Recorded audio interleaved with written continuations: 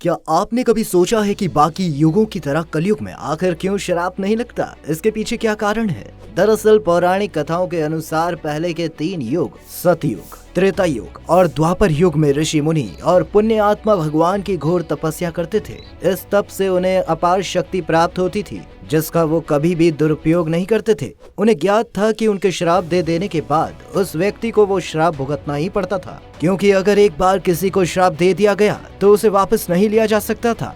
साथ ही उस समय श्राप का असर इतना प्रभावी और तीव्र था कि उसका असर श्राप देते ही दिखाई देना शुरू हो जाता था। लेकिन कलयुग में ऐसे ऋषि मुनि और पुण्य आत्माओं का मिलना असंभव है, क्योंकि कलयुग में ऐसा कोई नहीं है जिसने कभी कोई पाप ना किया हो। इसी वजह से कलयुग में श्राप देना अनुचित माना जाता है। लेकिन ऐसा नहीं है दोस्तों कि कलयुग में दिए गए श्राप का कोई असर नहीं होगा, बल्कि कलयुग में दिए गए श्राप का असर बहुत जल्दी ना होकर धीरे धीरे होता है। इसके अलावा सतयुग, त्रेता युग और द्वापर युग में पाप नहीं होते थे। यदि कोई पाप करता भी था तो भगवान स्वयं जन्म लेकर पाप का अंत कर देते थे। जैसे सतयुग में भगवान विष्णु ने राक्षस राज हिरण्यकश्यप के पापों का अंत करने के लिए नरसिंह अवतार लिया था, वहीं त्रेता युग में रावण का वध करने के लिए भगवान ने राम के रूप में जन्म लिया था। लेकिन कलयुग में मनुष्य कोई भी पाप करने से पहले किसी भी तरह का विचार नहीं करता, न ही उनके मन में ईश्वर का कोई भय है। इसके बारे में भगवान श्री कृष्ण ने महाभारत के युद्ध में अर्जुन को बताया था।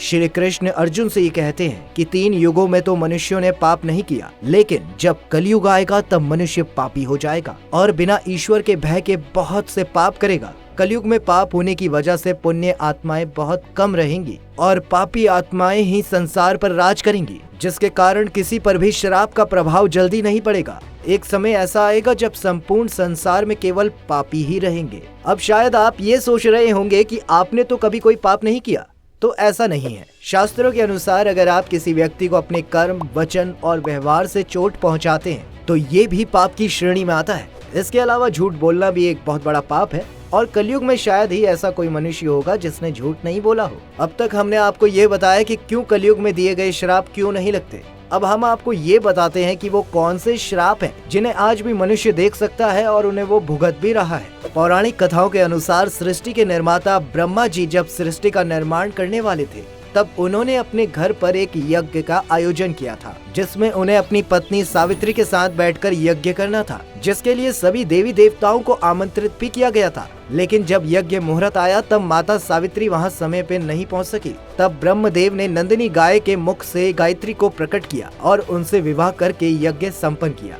ये देखकर माता सावित्री क्रोधित हो उठी और उन्होंने ब्रह्मदेव को श्राप दे दिया कि जिस संसार के निर्माण के लिए वो अपनी पत्नी को भूल गए वही संसार आपकी पूजा नहीं करेगा। इसी श्राप के फल स्वरूप राजस्थान के पुष्कर के अलावा ब्रह्मदेव का कहीं भी कोई मंदिर नहीं है और न ही पुष्कर के अलावा उनकी पूजा कहीं और होती है। इसके अलावा महाभारत में पांडु पुत्र युधिष्ठिर ने भी एक श्राप दिया था, जिसका परिणाम आज भी स्त्रियां भुगत रही हैं। कथा के अनुसार महाभारत के युद्ध में जब महारथी कर्ण की मृत्यु हो गई थी तब पांडवों की माता कुंती कर्ण के शव के पास आकर विलाप करती हैं। तब पांडव ये देखकर बहुत ही अचंभित हो गए थे, जिसके बाद उन्होंने अपनी माता से ये पूछा कि वो उनके शत्रु की मृत्यु पर क्यों विलाप कर रही है। तब कुंती उन्हें बताती है कि कर्ण उनका सबसे बड़ा पुत्र और उनका बड़ा भाई है। ये सुनकर युधिष्ठिर बहुत क्रोधित हो गए और अपनी माता कुंती के साथ पूरी नारी जाति को श्राप दे दिया कि कोई भी नारी कोई भी बात अपने मन में नहीं छिपा पाएंगी। यही कारण है कि आज भी महिलाएं कोई भी बात गुप्त नहीं रख पाती हैं। तो दोस्तों, आज की वीडियो में बस इतना ही। अगर आपको हमारी ये वीडियो पसंद आई हो तो हमें कमेंट करके जरूर बताइएगा और वीडियो को लाइक करने के साथ साथ ज्यादा से ज्यादा शेयर करिएगा।